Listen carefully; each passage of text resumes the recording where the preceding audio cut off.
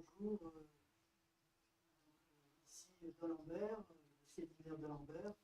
Aujourd'hui, nous avons le plaisir d'écouter un séminaire un peu particulier, tourné un peu vers la biologie, complètement vers la biologie, de Sham, Tlili, qui est au laboratoire de Marseille, développement de l'Institut. Institut de biologie du développement. Marseille. Une approche qui est à la fois biologiste, mais également de physicienne, puisqu'elle était physicienne. À la base, oui. Voilà. Je te laisse. Merci. Est-ce que c'est OK si je parle en français ou est-ce qu'il y a des personnes qui... Je peux parler en... You would prefer English, maybe? Yeah, OK, no problem. Hello everyone. So many thanks for giving me the opportunity to present a bit what we do in Marseille here today. So yeah, as Maurice mentioned, I'm a physicist, but I kind of did a big migration 5 years ago when I took my CNRS position in a developmental biology institute. So we study morphogenesis, how organs are formed in embryos or organoids.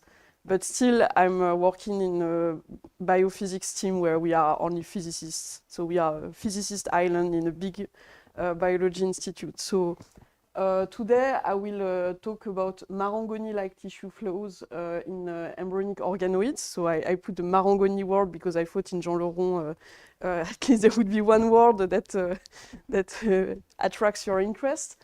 But first, I will maybe describe a bit in my introduction on what biological systems we work on. So I will try to be pedagogical, but interrupt me at any moment, please.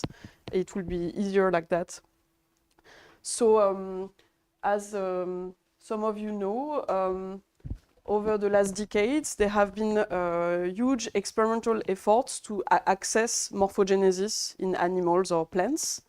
And this is a famous example of time-lapse video that you can acquire from the Drosophila embryo. So the Drosophila is one of the mostly studied animals in morphogenesis because its genetics is well controlled, so you can tune, for example, the cell membranes or the nuclei to be fluorescent, so it's very convenient to do live microscopy. And also it's convenient because in only one day, it will go from a state, so the initial state of this system will be a kind of ellipsoid. So here the Drosophila embryo is half a millimeter long, and here you have what is called a syncytium, meaning that you have many cell nuclei here that are, so cells here are only on the surface of the ellipsoid, and it's why it's studied a lot because it's a 2D system. And then you will see waves of migration, and actually cells will start to take decisions to become whether they are at the head side or the posterior side. So there will be first a range of, let's say, divisions. So you can see nuclei and cells emerging. So you can see that it's an active system with movements that are generated by the cells themselves. And then you start to have, so you see a very compact stage, and then you start to see massive tissue flows that emerge on the hour timescale.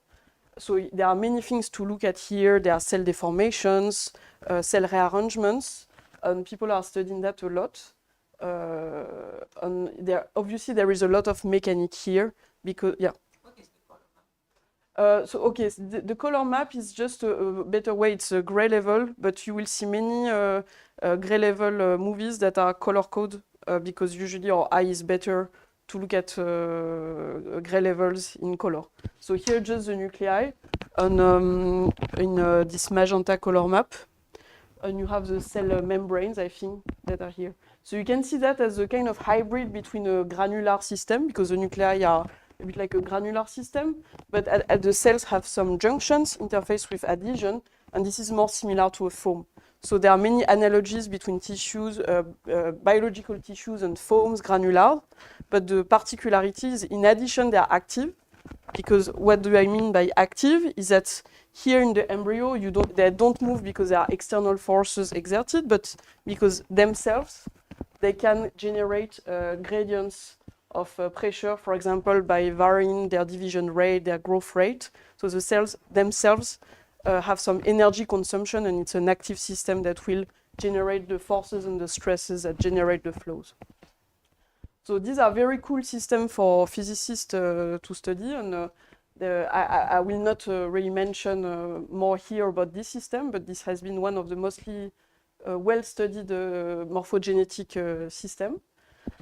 And actually, me, 5 years ago, when I came back to France, I started getting interested in a system that is called embryonic organoids. So what is that? It's because here I mentioned the Drosophila. Okay, the Drosophila develops in an egg. Okay, fishes that develop in eggs. So you can easily access this embryo. I mean, easily. It's not so easy, but you can take them and put them under a microscope and image easily. But when you start to be more interested into mammalian development, so human, mouse, monkeys, whatever, you hit another thing that's okay. So this is my vision of mammalian development for physicists. So it's a bit naive, but I think it recapitulates what you need to know. So there are many common things in mammalian development between different species. So here it's human and mouse. So initially you have fertilization, and the first phases of embryonic development for mammalian are just done. They can be done in FIV for in vitro, for example. You don't need to be implanted in the uterus, okay? So you have a single cell that will divide. So then you will have something that is an 8-cell stage that is a kind of spherical aggregate. Then you will have a first what we call symmetry break-in, in the sense that the cells that are inside that are not in contact with the external medium will take a different fate than the cells at the outer layer. So here, all these cells, they can become any part of your body at this stage. So you can, for example, there are experiments where you take one, you take another. It will form a normal embryo, which means that there is a lot of plasticity. But then you start to have layers of symmetry break-in, where the cells, because they have a different environment, although they have exactly the same genome and they derive from the same cell, they will start to express differently the genes and to start to make different types of tissues. So here is the first fundamental symmetry break-in in the embryo. And what is in red, what is inside, will become the embryo, and what is in green will become the placenta. Because the placenta, when you have a mammalian embryo, it comes from the embryo cells, but it diverges quite early here to specialize. And then you have more symmetry break-in. And the key point for mammalian embryo is that they have a placenta and they implant in the uterus. And further, so here until here, you can do this embryonic development in vitro. So for FIV, people, they in vitro fertilization, people, they take cells and they arrive to this stage. But at this stage, if you want the embryo to further develop, it needs to implant in the uterus to process these complicated stages. And here you can see that in green, then you have more variations between species at these stages. So here green is the placenta, red is the embryo, and in blue it's a yolk sac, so it's another extra-embryonic type. And you can see that then you will end up with a couple of steps that are not really known. Then you will converge back to the shape of the embryos that we know from ultrasound, etc. But this kind of early phase that is already in the placenta, in the maternal uterus, it's where all the organs will form, because here you have just blob of cells, and at the end you get a heart beating, you have eyes, a brain. And this step where you really go from balls of cells to organs that are not yet mature but that are already organs, it's quite unknown because it's really the moment where it's deep inside the uterus, and you cannot easily image that because for ethical and practical reasons. So there are some people who dissect mouse embryo and try to keep them alive from here for one day or so, but there is clearly a limitation in what we can study in, for example, human organ development by just looking at embryos. So what people have been doing in the last decades. So here, this is the blastocyst stage. So now what I'm describing is valid for human, mouse, whatever mammalian species. So as I said, this is the last stage where the embryo can develop in a petri dish. And what people did for human or mouse, so what I will present today is mostly about mouse. You can take, so here, all these cells are called embryonic pluripotent stem cells, which means that these cells, they can become any part of the embryonic body. And what people have been done is to take them, and then you can expand them in petri dishes in the lab infinitely. So obviously these cells, they are a bit like an excitable state, which means that whatever stimulus they feel, they will have tendency to differentiate. So, of course, to keep them as naive embryonic stem cells that can become any part of the body, you need to add chemical factors that kind of select the ones that are really staying in the pluripotent state. But with these techniques, we can easily in the lab have big banks of cells that we can unfreeze and expand because it's exponential division rate. So even if you have 1,000 cells, in a couple of days you have billions of cells. So people have started playing with this kind of material. What happens if you do self-organization, auto-aggregation of these embryonic stem cells? Can they do interesting things in vitro? So people have done the same for extra-embryonic stem cells. So this would be the cells that would live to the placenta. So the placenta, it's like an embryo. The placenta is not just one cell type. The placenta, it's a very complex organ. And as the embryo will develop in cardiac structures, brain structures, the placenta has its own story because it has many cell types and structure. So today we'll only focus on what happens in the embryo. And historically, so people, there have been a lot of what is called micropattern colonies. So the question is, okay, if I have these cells, what can I do in a kind of reasonable geometry to understand a bit the self-organization in this system? So what people they do is they do what is called adhesive micropatterns. So you can micro-engineer surfaces where you have geometries that are sticky for the cells and zones that are non-sticky. So then you can take the cells, you dissociate them, which means that you break all the adhesions they have. You put them on the surface, you wait for them to adhere, and then you wash. So the ones that are outside of the adherent pattern will just go away, okay? And then you start to have patches of cells with a defined geometry that you can control because the cells will only stay where they attach. And then what is interesting is you let the system evolve. Eventually, there is a bit of cheating because you don't just let the system evolve, but you kind of help the system by giving chemicals to tell the cells, oh, it's time to start differentiating. But you don't tell specifically to one cell or the other to differentiate. You tell all the cells the same thing with a chemical factor. Now you can start to have your life and differentiate. And you can see that you have this radial symmetry breaking that you can just see on the texture. So already the cells, they can feel their boundary conditions and their density, their texture is, so there is something going on. And at this stage, I need to tell you that, so I mentioned that the cells, when they are embryonic stem cells, they can become any part of the embryo, okay? So this inner cell mass here, it's the red cells that I showed you, and it's the kind of cells that we use for our culture. And these cells, to make organs, they have to go through a long journey that is made of many decisions, okay?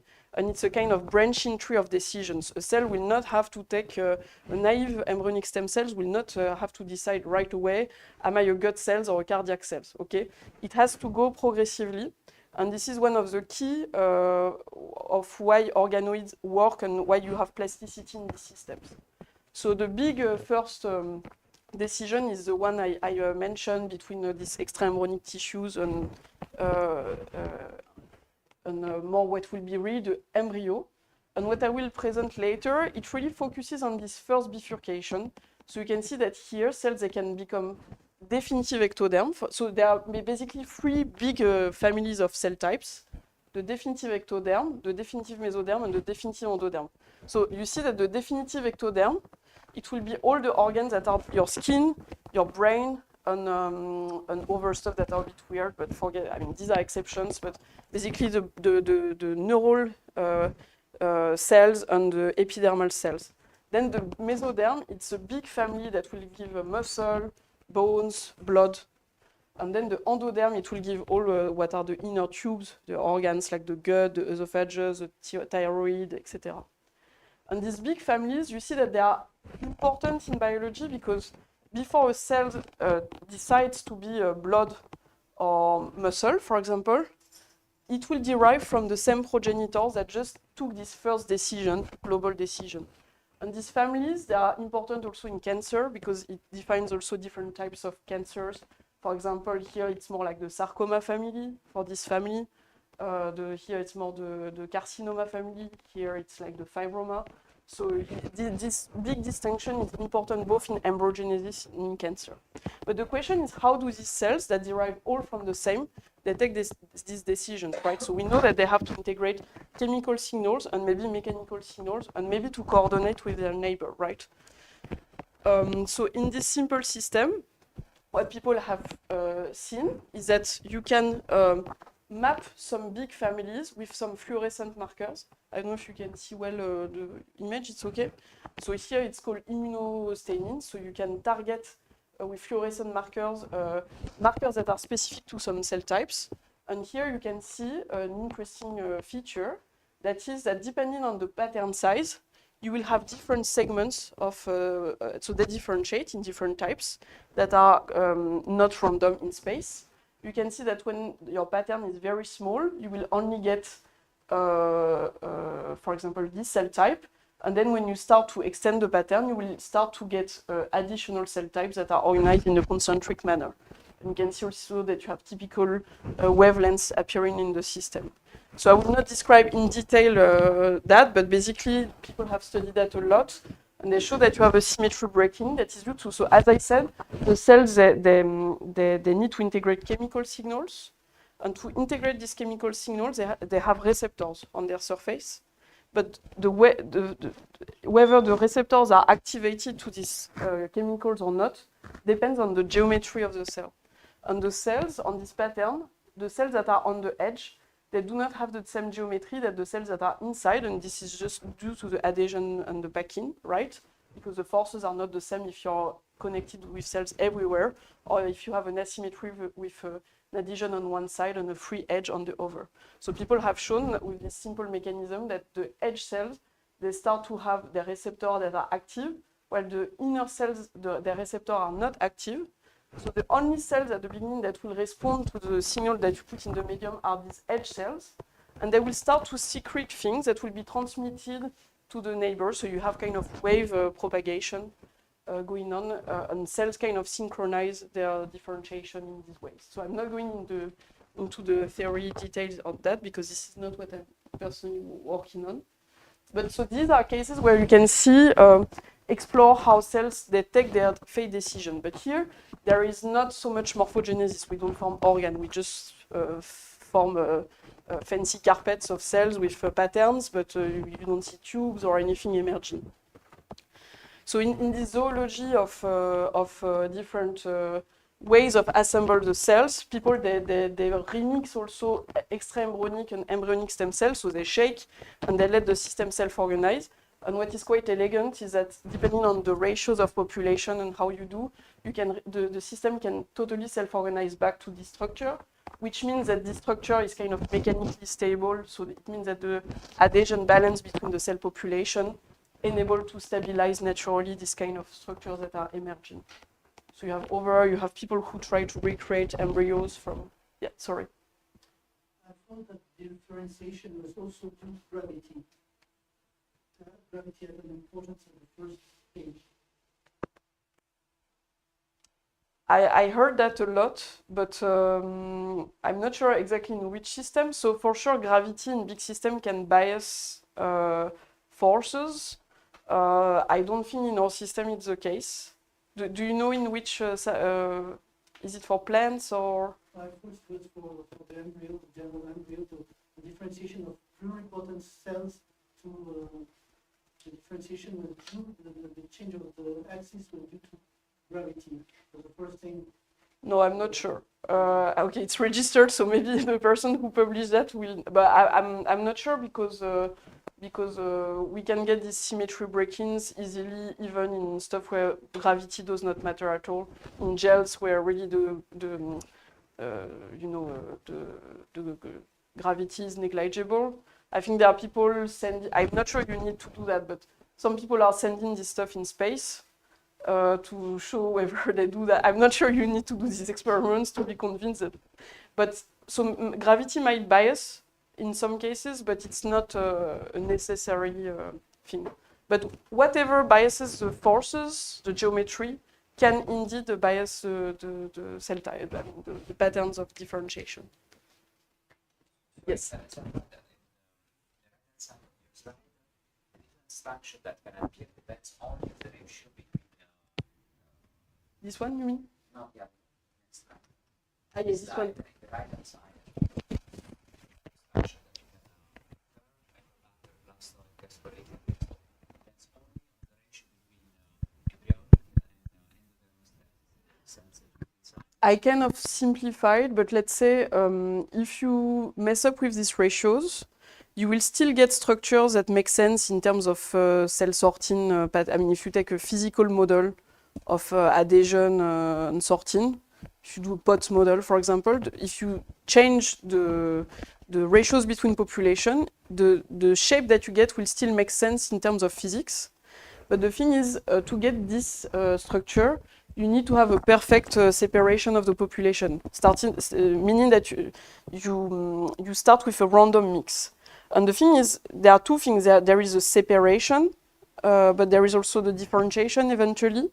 So there are optimal sizes where these two things can match, but there are system size where, for example, the system is so big that it never has the time to reach mechanical equilibrium because you have growth and differentiation, so it's an active system. So you have a whole range of phases where you do not converge on what you would expect on the biology side. I don't know if it answers your... And so the last system that I'm the one that I'm using, that doesn't look fancy, but that is, to my sense, the one that is doing very cool things, is gastroloid. So the name is ugly, but it was called like that because it kind of recapitulates a major step of development that is called gastrulation. This is super important in biology, so biologists like this word, but it's ugly. And in gastroloids, we just take embryonic stem cells and we make much bigger aggregates. So here, what it will do is that, I will show you, it's easier if I... So if you mix enough embryonic stem cells in spherical aggregates, what is a bit magic is that these spherical aggregates, over time, so this is on the left, it's a mouse embryo to have a kind of comparison, and on the right, it's a schematic of the gastroloids. So you will take cells, aggregate them, so there is some effective surface tension because you have adhesion between the cells. So they would make droplets. Droplets like tissue droplets. These typical size are 200, 300 microns of diameter. If you make them bigger, you have gradients of diffusion of oxygen, so you start to have necrosis, so you cannot do whatever size you want. And then these droplets, what is fascinating is that they will break the axial symmetry, which means that they will start to extend along the main axis. So already morphology, it's kind of reminiscent of what happens in the mouse embryo on the posterior side. So the embryo, then it will start to extend. You have the somites that are the vertebra and the tail. So morphologically, it's kind of similar, but what is even cooler is now if you look back at these fluorescent markers that are determining the cell types, initially at 48 hours, so here everyone is more or less pluripotent.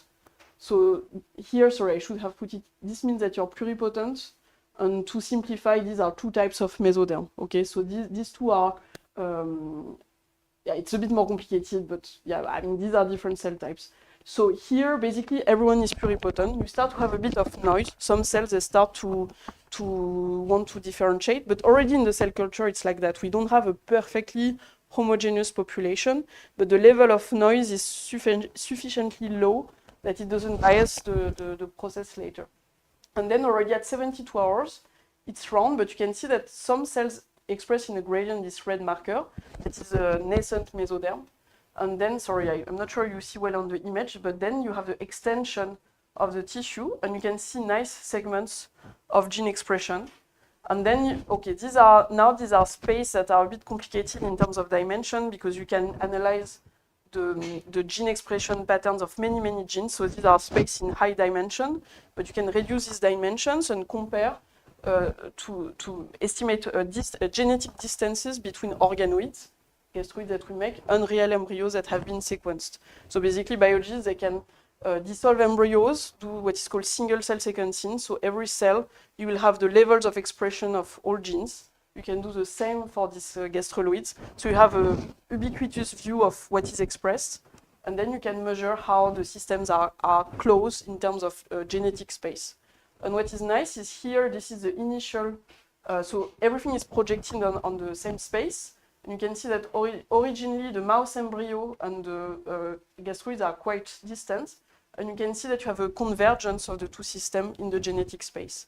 So the starting point here is very different from the starting point in the embryo. And it makes sense because here the embryo is already implanted in the uterus, it has a shape, etc. And here we just make ball of cells.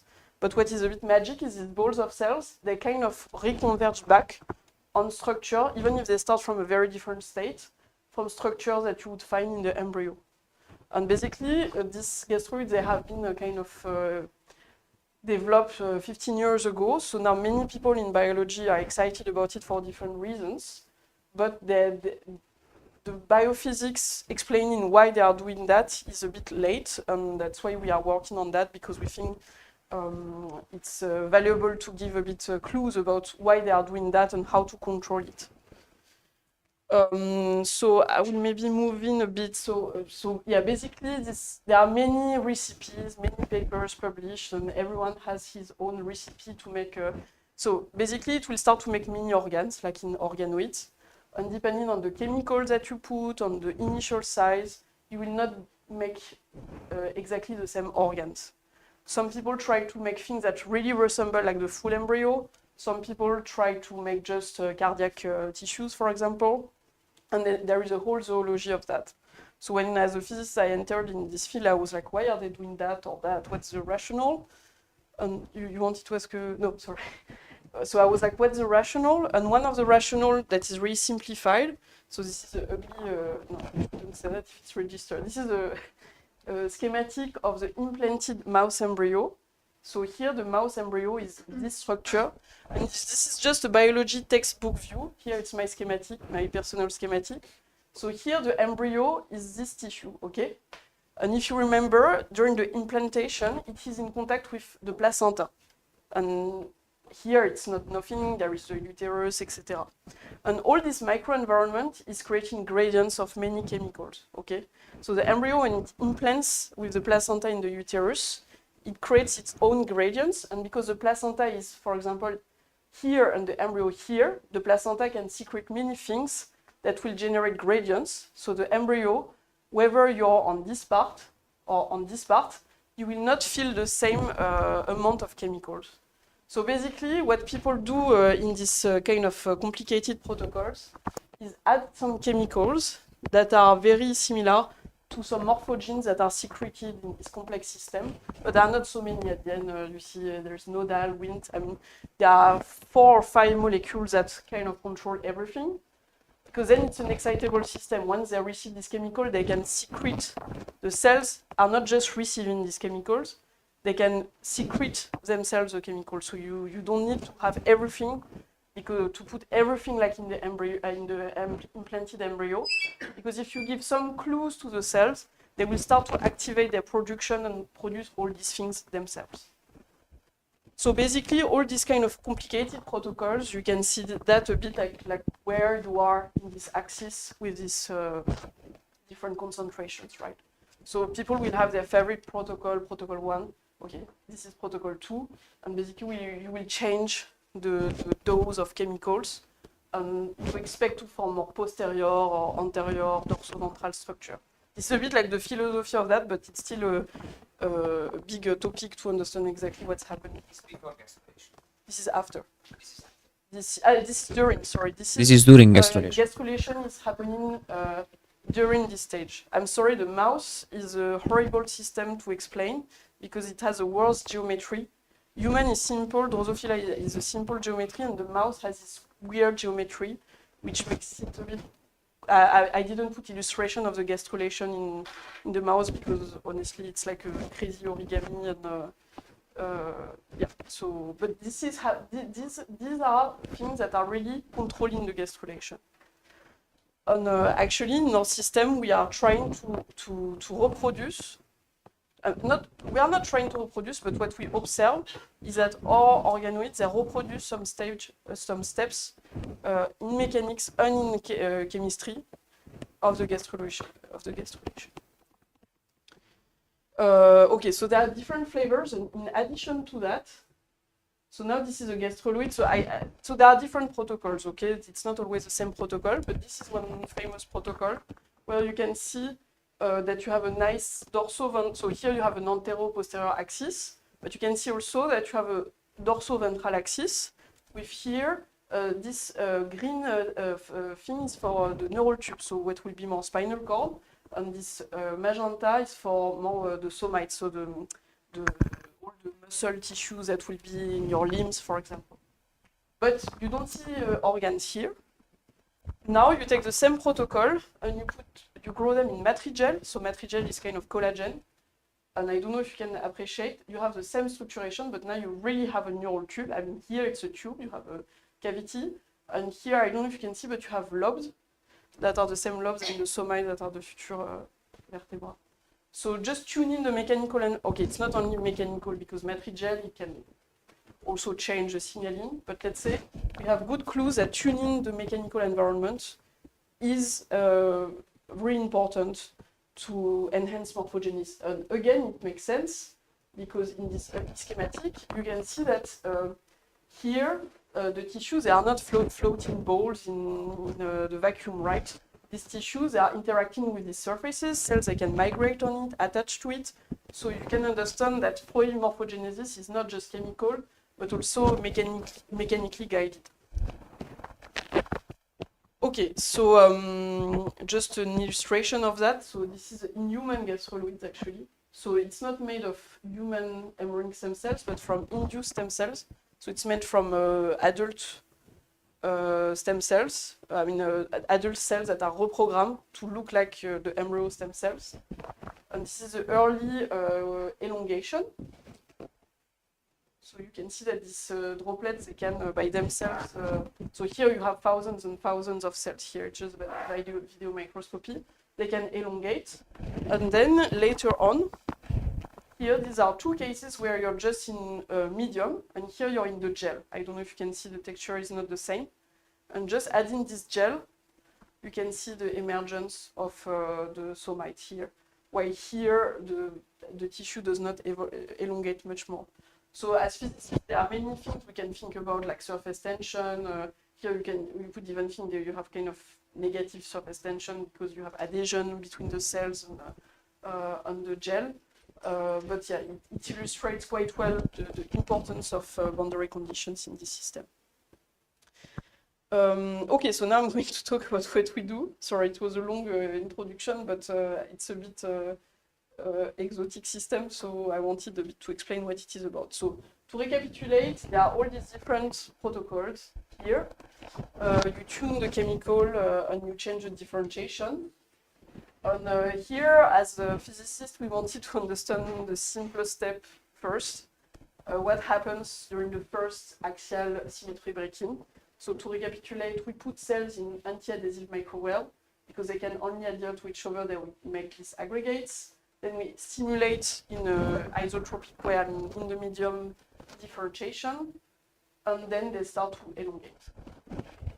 So this was done with when I arrived in Marseille with Ali, Pierre-François, and in collaboration with Alfonso, who's really the guy who invented gastroloids actually. And so now if you look at shapes and markers, what can you say? So here we have two markers. Here it's a genetic marker. Yeah, sorry. What is chiron pulse? Yeah, sorry. So chiron is a small molecule that is a cheap way to activate the Wnt signaling pathway. So Wnt, you can see that it's one of the graded things that is expressed in a gradient manner during gastrulation. And basically, this is this chiron pulse in all organoids, gastroloids, things it's used. It's something that will tell the cells now you can enter. You can differentiate in mesoderm. So mesoderm is big family, blood, bones, etc. So this is kind of synchronizing the organoids. If you don't put this pulse, they will do it, but in a much more variable way, because they will just self-amplify their own signals. So it will just rely on noise amplification, while here you give a brutal signal to all the organoids to just have less variability. But what is interesting is you do this chiron pulse, okay? So this chiron pulse is kind of activating this pathway. So in theory, cells should just differentiate into mesoderm, because this is what it's pushing for. But actually what we see is that not all cells will differentiate into mesoderm. So actually this marker T-bra that I will mention a lot in the talk, it's a mesoderm marker, okay? So here the cells are pluripotent at day 2. Then when you have done the chiron pulse, you can see that so the cells express, but you can see that the field is not homogeneous. And then after the symmetry breaking, you can see that you have one pole of the tissue that is expressing and not the other. Okay? And now this is ikaderine, so this is a very conserved adhesion molecule in tissues, especially it's important in development. You can see that this adhesion molecule is expressed everywhere in the tissue at day 2. This is not the same, these two are different. This is the same over time, this is the same over time, but these are different cell lines that express these fluorescent markers. And here, same thing, you can see that you have gradients in expression of this adhesion protein. So we wanted to ask a very simple question, okay, why does it elongate and why the gradient correlate to this elongation? Because all these fancy protocols, they all start the same. So we're like, okay, maybe we can do something really useful for the communities, at least we can make sense of what is happening here, because then of course you have many variations, but everyone goes through this step. How much time do we have still? 15, okay. So, so basically, when you want to study that, you can do parallel imaging, but not at cellular resolution. So here it's 96 well plates. So the fluorescence is a gene reporter, and you can compare, for example, when you don't activate with the chiron pulse and when you activate. So you can see that really this is what is triggering the extension and the symmetry breaking. But when you do that, it's nice, but you don't have really clues about the flows that happen inside. What are the cells doing? Do they change their gene expression? What's happening inside? So these systems are not studied a lot in 3D because even if you do classical confocal microscopy, the cells are diffusing so much light that you cannot see through. So that's why there are not so many people doing these microscopic studies there. So what I have been developing the last year is just protocols to use two-photon microscopy. So photon microscopy is just a non-linear way of exciting fluorophores, where you just excite very precisely at a focal point. And you use infrared pulse laser, which are much less phototoxic and can go much deeper in the tissue. And I've been developing protocols basically to image during the symmetry breaking. And so basically, to simplify, you have your gas fluids, you scan in 3D with your two-photon microscope, and then reconstruct in 3D what is happening. So although we reconstruct in 3D, here I will show you mostly 2D. Yeah, sorry. What is the size of the? Yeah, sorry. So the typical size of these objects here are 200, 300 microns. So it's not so huge. But because these tissues are diffusing a lot of light with confocal microscopy, you cannot get through at all, even at 100 micron. So here I will show you 2D planes, but they result still from a 3D imaging, and then you align over time. Basically, what I will show you is that there is a main axis of elongation. So what I will show you is the flows in the kind of equatorial plane, where also the XY component is the majority of the flow. So it results from a 3D registration. So how do we image inside? So we have the chance to have cell lines that are engineered. So for example, this cell line is engineered that when this gene is expressed, the nuclei are turning fluorescent in GFP. So we can monitor the gene expression, at least for one gene, that we choose as one of the most relevant to monitor the system. We can monitor the gene expression patterns live. We can also add dyes. So here it's a dye called sulforodamine, so you get it for free, which means like you don't need to do genetic constructs, you just put it in the, it's compatible, you put it in the medium and it's compatible with live imaging. And it will diffuse between cells, so you will see cell-cell interface. It has a good taste also to mark for dead cells, so you can monitor the apoptosis, the death of cells. So you have many informations, and just with one laser you can excite these two wavelengths. So with low phototoxicity you can have access to both morphological and genetic information. So these are the typical movies that we study a lot in the lab. So again, this is a 2D, but this is really the equatorial slice, and there is some. We are in the referential because these objects. Also, what is difficult is that they rotate a lot because they are active systems. So you need to do image correction to be in the referential of the tissue to see local flows. So here, this is a time-lapse movie that lasts for 16 hours. And actually, I don't know if you can see well, but this is really corresponding to the stage where the tissue is elongated. So you start from a ball. So here, if we focus here, so you can see that it's jiggling a lot. It moves a lot here. We image in 3D every 4 minutes, but still cells, they rearrange a lot, they divide a lot, so it's a very dynamical system. So here, if you focus on that, you can see that here cells, there is already salt and pepper noise, right? They do not express all the gene at the same levels, but then you have the emergence of the clear gradient, because here it's dark, but there are cells here, so these are the same. There are cells that totally do not express this gene. So with these movies, you can monitor the gene expression. So in theory, our dream would be to follow each cell and to see how its levels are varying depending on what its neighbors are expressing, etc. Because you want to be in a Lagrangian framework where you're in a cell and you're like, okay, this cell expressing this gene with fluctuations. And one of the key questions in this domain is how do the cells integrate the signals from their neighbor to make decisions. We are not able technically to do that yet. We put a lot of efforts because these systems are very challenging to track because they are super dense. They have phototoxicity constraints, so we cannot image faster. So we are still working on this aspect.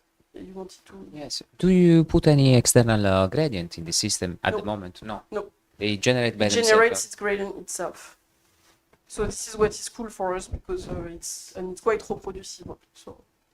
And then you have these other markers like the sulforodamine B, where same thing, like you can see the cell contours here. It's darker, so you have zones where the tissue is more packed, zones where cells they have more space in between. You have more fluctuations. So you can see that as a complicated, again, active 3D foam with gradients of packing, gradients of fluctuation. So it's complex. So there are many things to extract from it. But what I'm focusing today is just the simplest thing we could do a few years ago.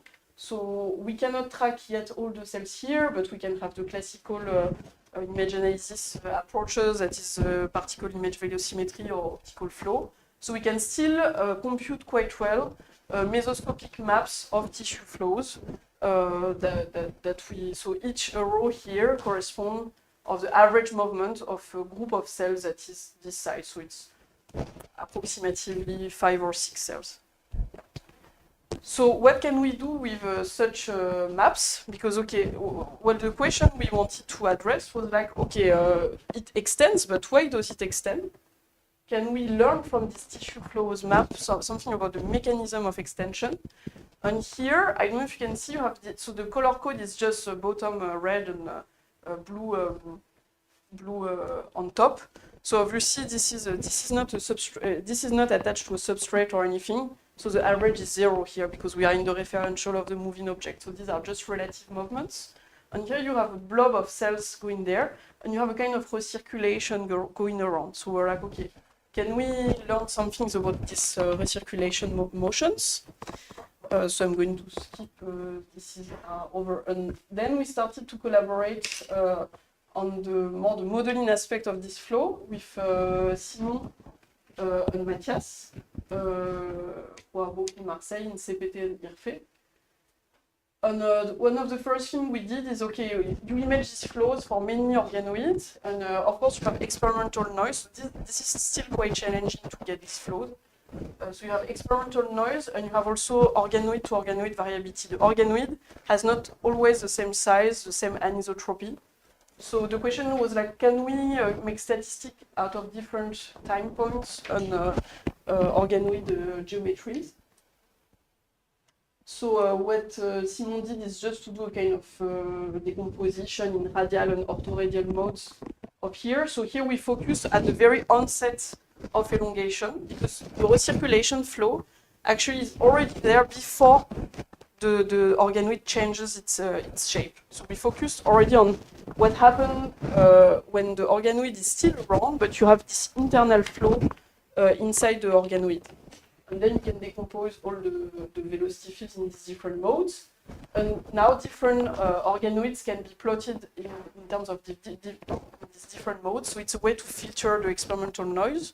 And what is nice is that they are kind of all having these dominant modes. So for example, here you can see, so of course the modes of translation, solid rotation are not relevant.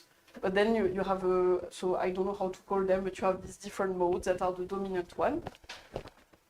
And then when you sum, for example, the three first one, you will get what we call this recirculation mode. And this is a way to kind of average different organoids, for example. So what we found is this recirculation axis is totally predicted by the axis of the gradient in gene expression. So it's totally correlated. So the recirculation axis is really predicted by the axis of gene expression. So here again, it's the gene expression, and you can coarse grain this field as a continuous field. And basically the gradient here, I mean this dipolar moment here that corresponds to the gradient is predictive of the flow. So here I will skip this part because I don't have a lot of time, but basically one question you can ask yourself is monitor this dipole.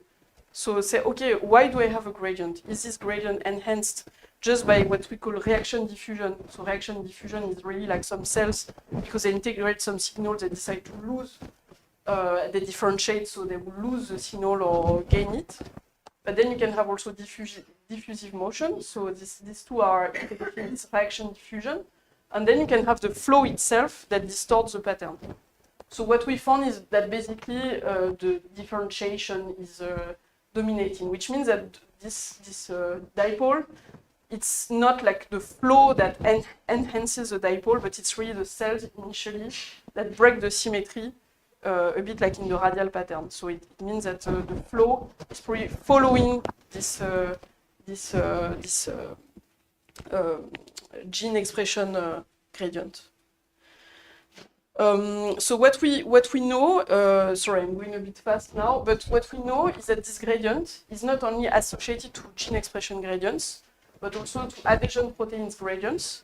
So this cadherin here is correlated with this gene, and here you lose it, and also correlated to what is called EMT transition markers, which means that the cells here are more epithelial, while the cells here are more mesenchymal, which means that they change the level of adhesions of fluctuation, and you expect to have some sorting between this population. So this is another live example, but now we don't see the gene expression. We see it's faint, but you can see the maintenance of some adhesion proteins in only some subparts of the tissue. And what is interesting is when you look at these flows, so you see here it's totally round again. Here it's the icadherin pattern that is a bit asymmetric. Here it's dead cells, but you can define a zone that is higher. And you can see that you have the shear between the cell layers that kind of corresponds to the interface, the diffuse interface, but still it looks like you have shear between the icadherin positive and negative population, which means that you have kind of phase separation between this population. But here the thing is that it's not 0 or 1, right? It's not, the cells are not positive or negative. There are gradients of expression. So we cannot have a framework where we just have oil and vinegar separating. And we need to have a framework where we have a scalar field that could be a concentration field that tells us a bit whether you're more positive or negative. So just one question we had a lot was, okay, but these cells, do they adhere with other molecules? Obviously, yes. What we found with second scene techniques is that they adhere with another cadherin, so they express differentially cadherins. Another thing that we found is that the cells that move away, that recirculate, they express this marker. Sorry, I'm going a bit fast, so this is second scene data. This is just a way to identify who is who in a non-biased way. What we found is basically these recirculating cells, they are cardiac and vascular progenitors. So these cells that are migrating back are the cells that are the most advanced in the differentiation.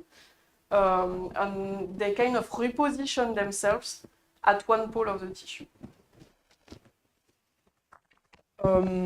So to recapitulate, we have two populations of adhesion molecules that are kind of anti-correlated between these two parts of the tissue, one that is at the bottom and the one that is recirculating.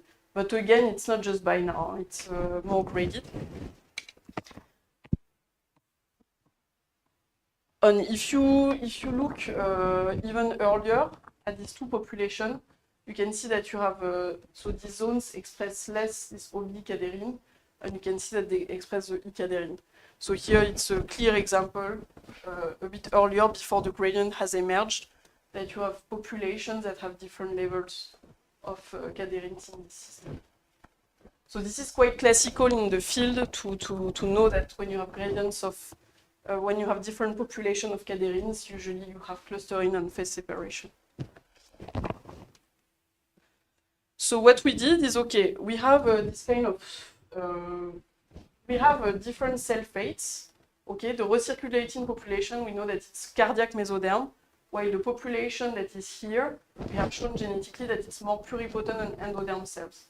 So what is interesting is we have given a signal to the cells that pushes them to become that, but still some parts of the tissue resist and have tendency to stay pluripotent or to give endoderm. So endoderm is the gut. So you have still the coexistence, it's like a bistability. The system is able to keep more diverse population and to segregate them in space, basically. And then just because I talked about marangoni, so basically what we said is to simplify and to say, okay, we have two parts of the tissue, one that is brachyury positive and one that is brachyury negative. So this is the key marker that you saw in the movies that makes a gradient. And we said that we showed that this gene is controlling antagonist levels of cadherins. Okay? So if I just have 5 minutes, then I can. And then we were like, okay, can this explain the recirculation flows that we that we see? And we're like, okay, put this gradient of cadherin, generate tissue interfacial surface tension gradients, and could it be explained by kind of effective marangoni flows?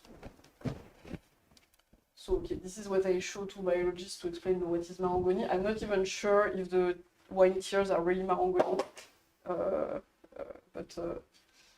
So to show whether, to prove whether there are surface tension differences in this system, a very graphic and out of equilibrium way to prove that would be to be able to separate cell populations that are expressing this marker, making them fuse, cells that are not expressing this marker, making them fuse, and then doing the hybrid fusion, because if you have surface tension differences, you should see that in the fusion experiment.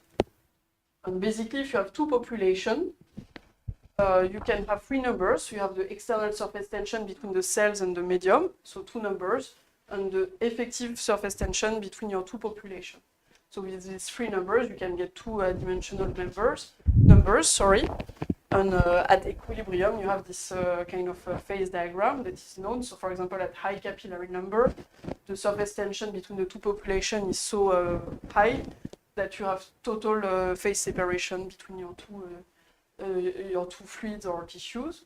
And then you have this second number, that is the surface tension difference, because if some cells have much higher surface tension than the other population, then you can start to have interesting features where one is totally inside and the other totally outside. So basically with these two numbers, you can take a thought experiment where you could fuse the two aggregates of these two populations and ask yourself how will it converge, right? So we can make fusion of aggregates. So for example, it's a fusion, so these are not cells, these are aggregates of 200 micron diameter. So here it's two aggregates that fully express this brachyury gene. And you can put what is called a cell tracker to differentiate them. So these are two that are the same, but you just do not dye them with the same. And you can make this aggregate fusion experiment. So here, sorry, I'm not sure how well you see, but then you can monitor the interface. And later on, you will have a diffuse mixing between the two populations. So these fusion experiments, they can inform you at short time scale about surface tension differentiation, surface tension differences. But also, if you analyze the patterns of mixing in this tissue population, you can learn things about viscosity of the tissue and activity.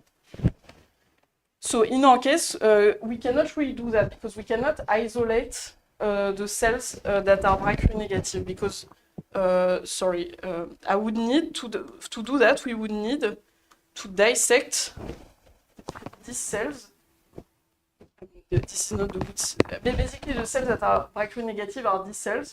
So we cannot cut the tissue with scissors and reaggregate it, right? So we cannot do that. So what we did is to have something that is close from this hybrid fusion to make a fusion between organoids of different ages. Because we know that at 72 hours, they all express this gene marker, while at 86 hours, they have this gradient. So if you can make fusion, and depending on how this one will attack, you will have a positive-positive, hybrid, or positive-negative fusion.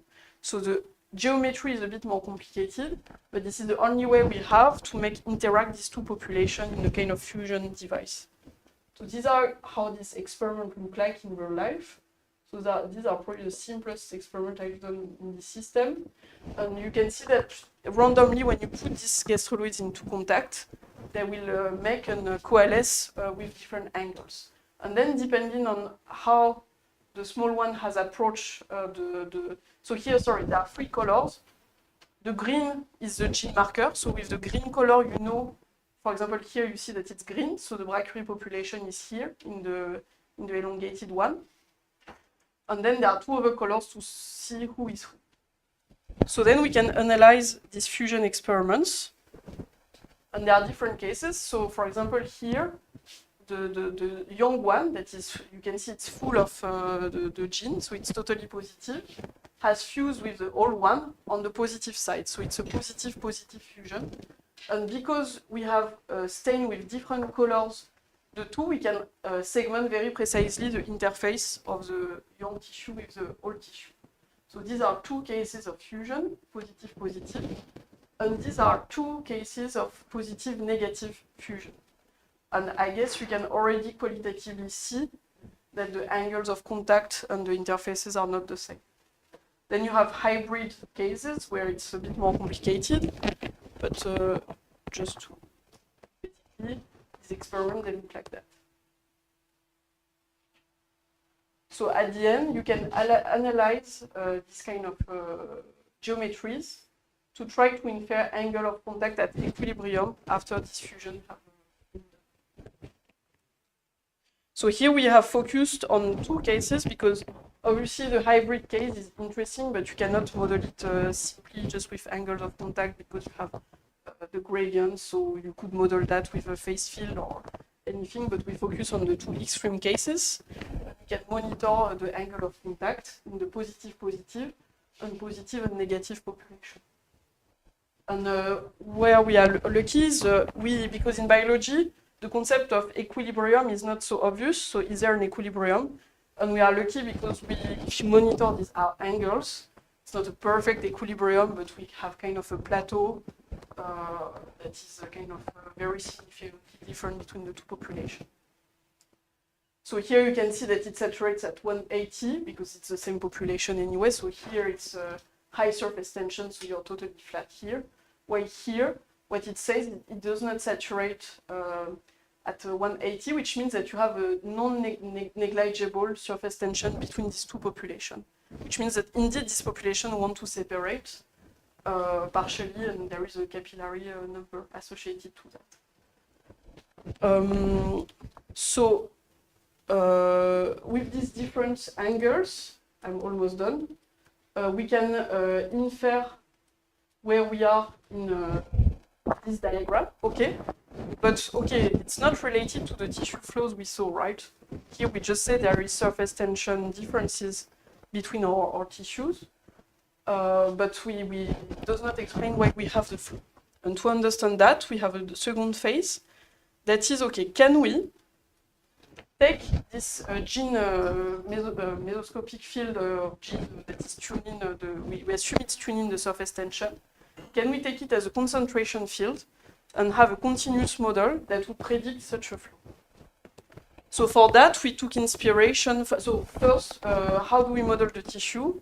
So you might know that biological tissues are complex fluids, they are viscoelastoplastic, but in long-term regimes, when you have enough fluctuations, at first order, they are viscous fluids.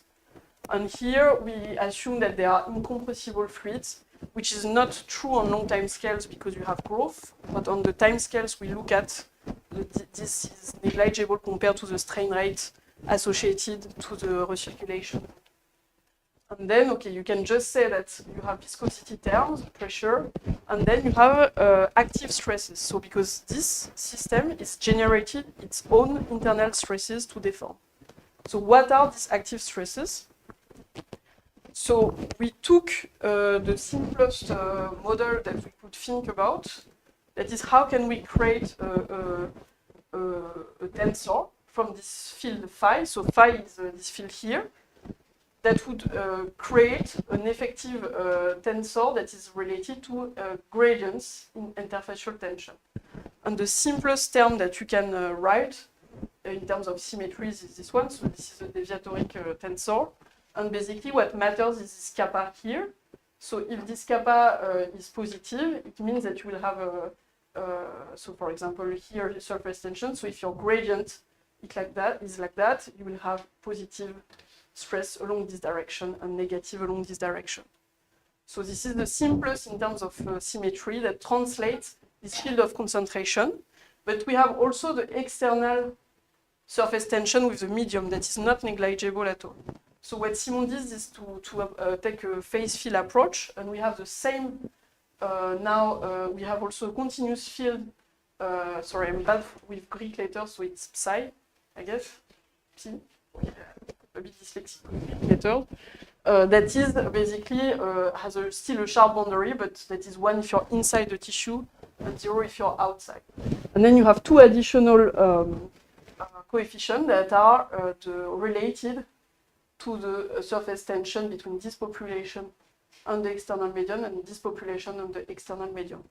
So again, you have a continuous model that is quite analogous with the phase separation, and you have these three parameters. So this one is how much the two populations do not like each other, but now it's continuous. And these three parameters, actually they are very similar. It's totally analogous to these three parameters that can be reduced to 2 parameters here. Okay. Because the capillary number is how much you have surface tension between the two populations divided by the average surface tension. So with the kappa, you can construct exactly the same numbers. Just now it's a continuous model. And then what Simon did is, okay, what we have shown is basically here the system decides its reaction by itself. It's not. So we take at a given time point the experimental field of the gradient, and we're like, can we inject that in this form, and can we reproduce the recirculation flows that we observe? So again, we have 2 adimensional parameters. They are the same than before, but now it's the 2 kappa I divided by the sum, and here it's the surface tension difference. And here, so when Simon is doing the simulation, so this is the active stress is really implemented with these 3 parameters, but from the real experimental field. And then you have this phase diagram of recirculation flows. So you have a lot of recirculation flows Obviously, they are not always oriented the same way. And if you take the experimental flow, that is not as beautiful. You can see that here it's oriented like that. So again, the gradient is positive here, negative here. And you can see that it corresponds to this zone of the phase diagram. And to conclude, what is cool is so you can kind of vary the parameters between the simulation and the experiments to find a zone of parameters that kind of make sense to predict the flows. But what is kind of cool is that it's very consistent independently with the fusion experiments, where we inferred also this parameter with the final contact angles. So we think that the gradients of surface tension generated in this active process are enough to explain the collective flows that enable the tissue to start the elongation. And if you look at the simulation, what is cool is here he started from random mixing. So you have hidden parameters here. For example, you have an effective diffusion between the two layers, the two populations, sorry, because the interfaces are not sharp. And you can see that if you start from a random mix of the two populations and you take this range of parameters, you end up naturally with this kind of symmetry breaking with one tissue recirculating around the other. Yeah, so I think I extended a lot of my time. A bit. So I would just conclude here. So just to tell you that so now we are still investigating. So we think these Marangoni flows are the onset of symmetry breaking, but then later on when it massively elongates, it's not explained only by Marangoni flows. So we think there are additional active stresses that we are investigating currently. And just a teaser, so these cells that recirculate here, now we culture the organoid later. You have the formation of vascular structure, so it's kind of cool for us, and also you have built-in cardiac chambers.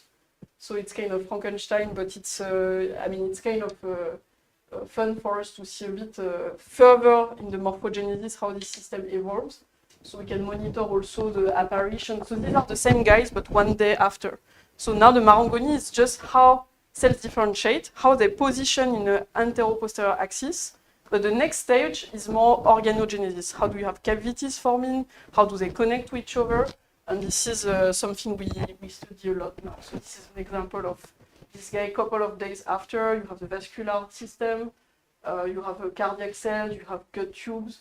So yeah, now we have a lot of fun trying to image that. But I'm sorry, I'm stopping that. Thank you for your attention, and sorry for... Thank you, Sham. It was a very interesting seminar. And we don't need to look further for the moment in the development. There is still a lot to do. And one question, maybe?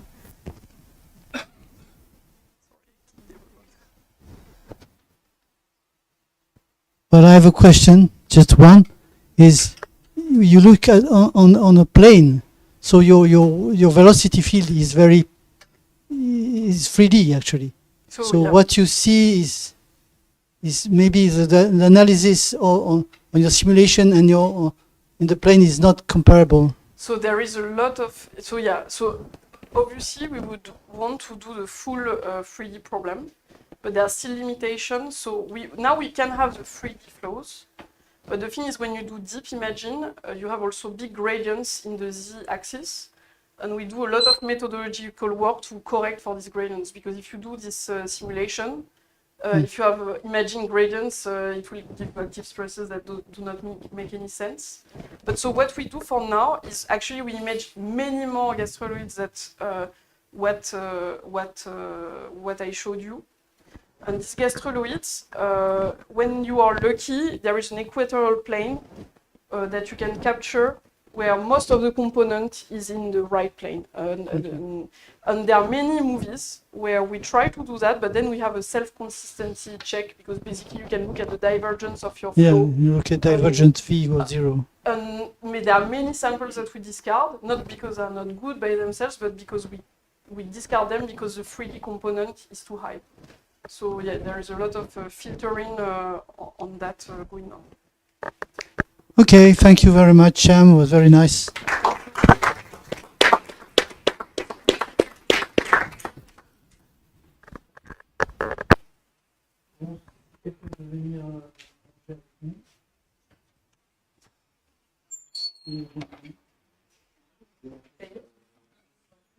Je suis un peu lâchée sur la